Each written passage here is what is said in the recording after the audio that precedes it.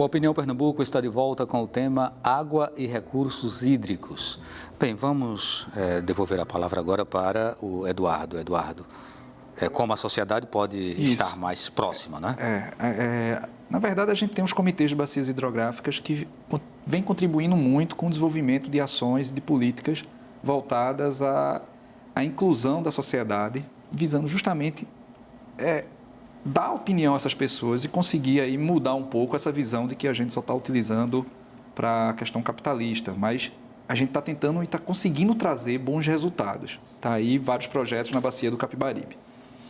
Mas, veja bem, de repente nós somos surpreendidos com a intenção do governo de querer privatizar a Chesf, que implicaria, de certa forma, no controle das águas do Rio São Francisco. E aí a população ela não está sendo chamada a participar de uma discussão mais profunda sobre uma questão como essa. Então, nesse sentido, nós não ficamos muito fragilizados? Ficamos, mas a gente tem outras formas de lutar por isso. A gente não pode admitir que um rio seja privatizado. A gente está privatizando o maior rio e um rio da integração nacional, por assim dizer. A gente tem um comitê forte do São Francisco, a gente tem a sociedade civil envolvida nisso, mas existe a questão política, feito você colocou. A vontade política de que eu estou mandando e eu quero que seja assim. Está errado. A gente precisa discutir o São Francisco, não só no ponto de vista de vender a Eletrobras e suas concessionárias, para poder resolver um problema que a gente acha que vai ser resolvido com a privatização. A gente tem um Rio São Francisco se acabando. A gente tem um Rio São Francisco morrendo de suas margens, ou de dentro para fora, ou de fora para dentro. A gente realizou agora uma ação, junto com o Ministério Público Federal, o Ministério Público Estadual, o governo de Alagoas, Pernambuco e Bahia, onde a gente descobriu muitas coisas. Então, a gente pensar o São Francisco vendendo, a gente está falando em possibilidade de aumento de tarifa de água. Aquele que está na ponta, que é o mais fraco na cadeia, quanto é que ele vai pagar? Né? Exatamente. Ribeirinhas, quanto é que ele vai pagar por aquela água? Será que quem compre o São Francisco vai ter a intenção de liberar água para abastecimento público? Ou na hora que o rio baixar, ele vai dizer, não, eu comprei, eu tenho que produzir energia, a água fica em segundo plano. O contrário, a lei é bem clara, a gente tem que disponibilizar água em crise, na maior parte, para abastecimento público. Então, é uma questão ainda muito delicada e que o governo federal tem que abrir os olhos, porque ele vai estar vendendo o rio do Nordeste, o rio nordestino. É importante que você faça essa colocação, né, e que a gente chame a atenção da população para esse problema que a gente precisa resolver junto. Mas aí eu queria também fazer uma referência a uma pergunta que Sim. estava vindo exatamente nesse sentido, que era sobre a transposição do Rio São Francisco, só que não veio acompanhado aqui pelo nome da pessoa que teria enviado. Então, a gente faz até um alerta e um chamado para que quando vocês mandarem as perguntas, como a gente está aqui online, aí a gente precisa ter esse nome mais claro, né, para poder a gente identificar vocês, tá? Mas a gente, de toda forma, agradece a pergunta. E eu queria que você falasse um pouquinho também, Graciete, sobre essa questão do Rio São Francisco, né? Até que ponto isso te preocupa no momento em que a gente está discutindo a água de Pernambuco e a água do planeta? Uhum. Eu acho que essa tentativa, né, de privatização, ela é decorrência desse modelo que vê os bens comuns como mercadoria, né? A gente não pode, a gente precisa fazer um olhar crítico sobre isso, né? Se a gente for pensar toda a discussão que mobilizou a sociedade sobre a transposição do Rio São Francisco, né, que dividiu, foi polêmica, mas que, na verdade, se a gente for fazer uma avaliação hoje, quem ganhou com isso? Né? Quais os benefícios com isso? Quantas populações foram retiradas, né? O seu sustento, a sua vida, a sua identidade naquele local?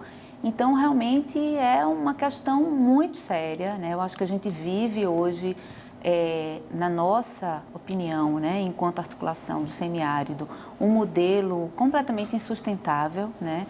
E eu acho que a ASA, ela traz questões, né, para se pensar, como eu dizia antes, em contraponto ao combate com a seca e sim a convivência, que é exatamente criar outras estratégias, né, com que essas pessoas, essas populações, elas aprendam, né, a conviver com esse momento cíclico, né, é um fenômeno cíclico, a escassez de água, e ela tende a ser maior, mais duradoura, se diz que a gente está vivendo, né, sobretudo lá no sertão do Pajeú, uma seca de exceção, né, não é isso? Porque ela, inclusive, é mais prolongada, 7 anos, né? Então, isso traz consequências enormes. É claro que isso tem a ver com os impactos ambientais, né, as questões climáticas. Mas o que eu quero aqui trazer, até para a gente pensar, né, em possibilidades, é exatamente as outras formas, né, como as diversas tecnologias que foram desenvolvidas pela articulação do semiárido, né, que são tecnologias de convivência com o semiárido, que têm como princípio básico a estocagem. Então, são menos agressivas e que propõem a sustentabilidade. A água da chuva, né, guardar para os períodos de escassez. Então, você tem diversas tecnologias, como as cisternas que captam águas pelo telhado, né, e armazenam de 16 mil litros. Esse programa aqui chamado de 1 milhão de cisternas, que hoje a articulação já construiu mais de 1 milhão 250 né, mil cisternas em áreas semiáridas, né, que a ASA está em 10 estados, regiões semiáridas do Brasil. Você tem a cisterna que é de 42 mil litros, que é para produção, porque aí se viu, né, que era importante ter uma água de qualidade para beber e para cozinhar, né? Então, isso foi uma mudança radical, né, na qualidade, inclusive na saúde das famílias, mas era necessário também ter água para produzir, né, para tentar... E outras diversas tecnologias que traz para a gente que é possível, né, a partir da relação com essas pessoas, né, de participação de quem ali está vivendo a realidade. Certo. Jaime, tem uns números aqui que dão conta de que 73% da água, da nossa água, ela vai para o agronegócio. Quer dizer, um percentual bastante elevado, 21% vai para a indústria e apenas 6% vai para o consumo humano. Como equacionar? O agronegócio está bebendo nossa água? A gente não vai acabar ficando com sede? Sim. Não. Bom, aí, como já foi falado aqui por Graciete, então, é preciso reflexão em cada ponto desse, né? Então, repensar.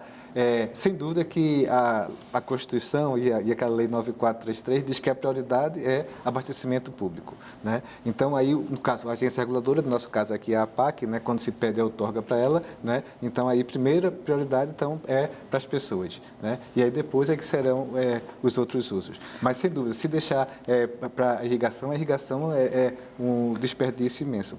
Mas também tem o seguinte, se pode usar a irrigação com técnicas que economizam mais. Então, aquela ideia que a gente vê muito em televisão, de ter os aspersores que espalham água, né? Fica bonito lá o aspersor, mas aquilo você perde muito por evaporação, né? Então, tem outras técnicas que você vai, então, com a microirrigação, que você vai lá com a gotinha d'água, não é como é feito lá em Israel. Em Israel, você bota a gotinha d'água lá no pé da planta para não perder por evaporação. Pronto. Tem uma pergunta aqui, que é uma pergunta, o sistema usado no Oriente Médio não seria uma solução para resolver o problema da água no Nordeste? Me chamo Ivan, a pessoa que faz essa pergunta. Sim, sem dúvida que para irrigação tipo como Israel, então assim, é bem pensado, então eu vou dar para aquela planta só a gotinha que ela precisa. E não vou usar aquele aspersor que fica bonito, mas que a água vai toda para a atmosfera perto por evaporação. Então, assim, a otimização do uso da irrigação, então usando assim, tecnologia, cuidado e assim, uma boa gestão dessa água, se consegue fazer até uma irrigação economizando bastante água. Bom, a gente só tem um minuto agora. Queria chamar a atenção para esse livro, né? Quem vai salvar o Rio, que é um livro que está sendo lançado pela CPRH. Você pode falar um pouquinho, viu? Isso, na verdade a CPRH todo ano lança um livro pensando na questão ambiental, acessando aí um público bem específico que é o público infantil. E a ideia foi lançá-lo agora, na semana em que a gente discute esse tema tão importante, para que as crianças de forma lúdica entendam melhor qual a importância da água para a sobrevivência da humanidade. A autora? A autora é Francis. As ilustrações? Isso, as ilustrações agora me pegou. Pô, mas tem aqui na ficha técnica, né? Ilustração é do Hugo Medeiros. E Hugo Medeiros. Hugo Medeiros. Isso. Então, a gente agradece a sua participação, Graciete, a sua participação, Eduardo e professor Jaime. Agradecemos também a sua participação. O Opinião Pernambuco de hoje fica por aqui. A todos uma boa noite e até o próximo.